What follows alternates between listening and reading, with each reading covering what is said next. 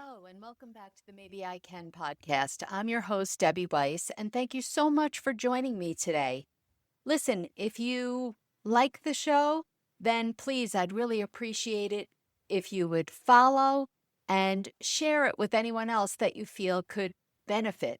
I think we all can, right? Including me. I do this because I'm talking to you, but I'm also talking to myself, reminding me about all the things that I share, all the little tips and tricks. Like, it's great. I might know them, but you know what? We're all human. And sometimes I just forget about them, especially when I'm in the moment. And we're coming up on the holiday season, which is really one of my favorite times of year, as I think it is for many people. But there is also another side to the holiday season, and that is stress. I don't know about you, but for many, many years, even though I looked forward to the holiday season, it was a gear up to this tremendous amount of pressure and stress, and this idea that everything has to be perfect. And it doesn't need to be. We need to figure out, how do we deal with this stress and bring back a sense of calm so we can actually enjoy this time of year? Easier said than done, especially when my kids were younger and it was all about the presents and the gatherings, and you're still dealing with everything else in your life, right? And so, certainly, when I was in real big caregiver mode, I still had to balance that with work, with regular life. And now I've got to go shopping and I have to attend parties and family gatherings and make sure that I have something to bring for this one and that one. And the mailman, if you're still that person who does tips, I do. Oh, wow, my head would explode. And my husband didn't actually like the holidays. And that added another level of stress because he thought it was all too much. It was crazy. He didn't like the social obligations. And so I also then had to manage him. And I felt like I couldn't let him see just how extra stressed I was, which of course created more stress, right? It's like stress upon stress upon stress. And as I get older, now I realize that the presents and what I'm going to wear and the perfect food or cookies or whatever it is, or every single event that you feel that you need to attend, it's all something made up in our minds, right? I think maybe for me, I watch too many Hallmark Christmas movies. It's like it has to be perfect. And if it's not perfect, then I am, I don't want to say not a good enough woman, but I would let myself as well as my other family members down. And boy, that's so untrue because I don't know about you, but when I was running around like a chicken with my head cut off, do you think I was enjoying the holiday season? Enjoying being with my friends and family? Not really. I was always like, okay, check the box. Got this one done. What's next? What's next? While again, still trying to juggle everything. Stress is not good. We already know that. Holiday stress on top of regular stress really allows for this period of time between now and New Year's for us to always be in this heightened state of stress where our heart rate spikes, our breathing gets shallow. Your shoulders, this is a big one for me. My shoulders always get like scrunched up. I don't even realize that I'm like making these fists or these faces. It is, imagine like we're not getting a break. It feels like we're never coming down from that stress for a good 6 weeks or so. I don't know about you, but I don't want to feel anxious, irritable, and overwhelmed during this period of time. So let's talk about a few simple things that you can do to try and bring that stress down. I'm going to start with my favorite thing, which is something called box breathing. I remember that I was introduced to this when Sam, my oldest, was, I don't know, 12-ish, and he'll be 25 in March. And I think that the person that introduced it to him, she called it square breathing, which actually for me is a very helpful visual. And the idea is that you inhale through your nose for 4 seconds, then you hold it at the top of the square for 4 seconds.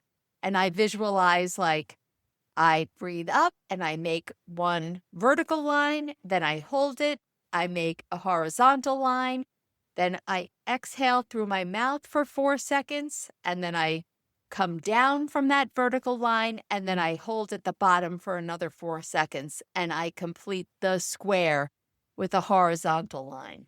If you repeat that 3 to 5 times, you will really see how everything just calms down. And you can do it anywhere. Nobody has to know. You could be standing in line at a store. You could be driving. You could be working. Nobody knows what you're doing. So that is definitely a tool that has always worked for me. The hard part, like all of these things, is remembering how to do them and remembering to draw on these ways to de-stress when you're actually in the moment. Another one is that when you're stressed, you think about 5 things you can see, 4 things you can touch, 3 things you can hear, 2 things you can smell, and 1 thing you can taste. And that pulls you back into the present moment, right? Our minds are racing with whatever the next thing is that we have to do, or whatever thoughts are overwhelming us and playing like a loop in our head. When you have to pay attention to these things, all of your senses, right? That's obviously what we're doing. 5 things you can see, 4 things you can touch, 3 things you can hear, 2 things you can smell, and 1 thing that you can taste. It really draws you back into the present moment. Tip number 3, do a mini gratitude reset. You can close your eyes, not close your eyes, whatever you want, and quickly think about 3 things that you're grateful for right now. It could be listening to this podcast. It could be your comfy socks, the smell of this kind of like cinnamon candle that I've got going on right now. It literally lowers the stress hormones immediately and shifts your focus to remind you that there are good things going on in your life right now, not just the things that are stressing you out. All right, next one, the 90-second rule. When a wave of frustration takes over, give yourself 90 seconds. Just breathe, time yourself, right? Time it. Set a timer, look at your watch, breathe, and let it move through you. The physical reaction to stress only lasts about 90 seconds unless we keep fueling it with our thoughts. The next is being intentional about transitions. So transitions when you're going from one place to another. I used to do this when I would come home from work and I was about to go into my house. And a lot of times I would walk into the house after a day of work and everything would hit me. The kids would be like asking me for something, and Gary would be doing the same. And it was like, oh my gosh, it was this incredible feeling of overwhelm. And so I would sit in the garage 30 seconds to a minute, and I would reset. I would take a deep breath, I'd say, okay, I'm leaving this energy behind. I am stepping into a new one, and I am going to show up as a calm, stress-free version of myself. So maybe it's, boy, I don't know about you, but I can think about times when we were going to someone's house for a holiday, and in the car, there was a fight over something. There was some kind of disagreement. And I would always walk into my friend or relative's house all uptight, and everybody knew it. My cousin would take one look at me and say, okay, get her a drink. She just knew that I needed, not that that's the best way to do it, but she knew it was so obvious from the look on my face that something had to change. The drink really wasn't the answer. I could have, before I walked into that house, calm myself down, recentered myself, and say, okay, I am leaving behind everything that happened into that car, and I am walking into this house. I'm excited to see my family. I'm excited to spend time with everyone and show up as a different person when you walk through the door. You can also, if it feels better, do some breath work with calmly putting one hand on your chest and one on your stomach. And breathe slowly, and you can say out loud or to yourself, I'm safe. And exhale and say, I can relax. That instantly tells your body it's safe to let it go. Whatever it is, it's safe to let it go. It's a good one when you feel overstimulated or before you go to bed and you can't go to sleep. These small moments of calm, the breathing, the grounding, the gratitude, they're basically what I call sprinkles, right?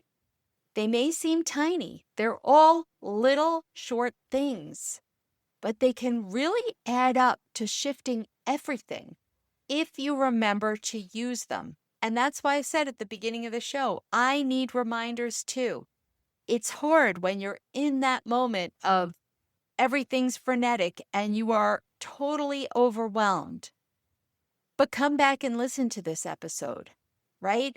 Because what I found is as you get more comfortable with using these techniques, then you're able to call on them in the moment more often, recognize sooner before you are like beyond, right? Beyond stressed, overwhelmed. You're going to make yourself sick.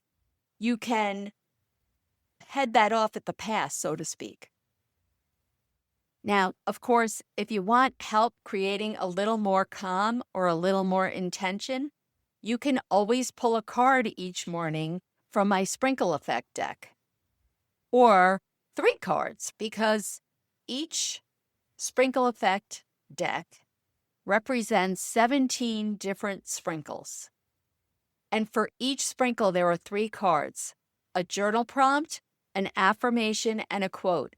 And I don't know about you, but just reading a quote, saying an affirmation, and of course, journal prompting, I mean, to me, there's nothing better. But if you don't have enough time for that, don't think that that means that you can't do anything. Just reading a quote, saying an affirmation out loud, right? It calms you down and tunes you back in and allows you to refocus.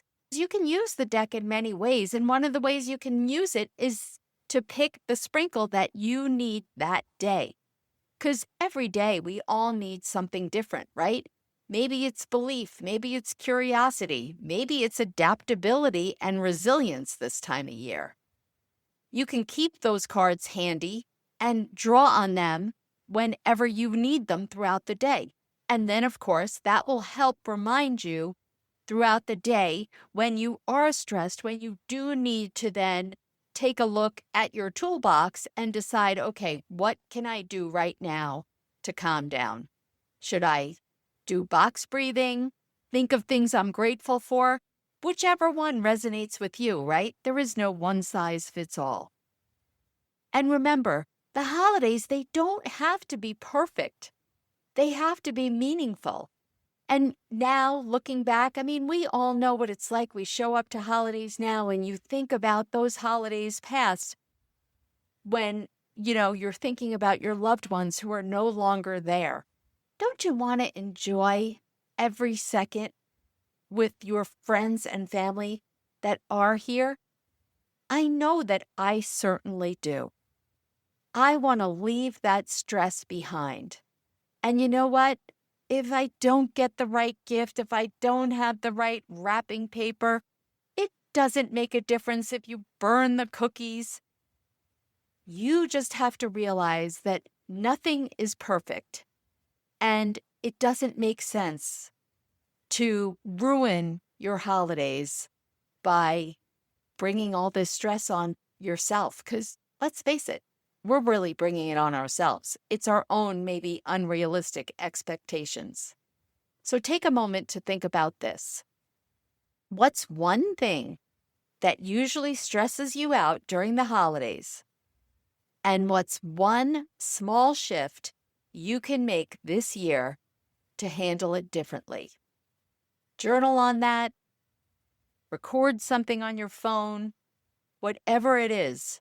But think about it. Whenever you are purchasing the Sprinkle Effect card deck, you apply the coupon code JOY10 to get 10% off.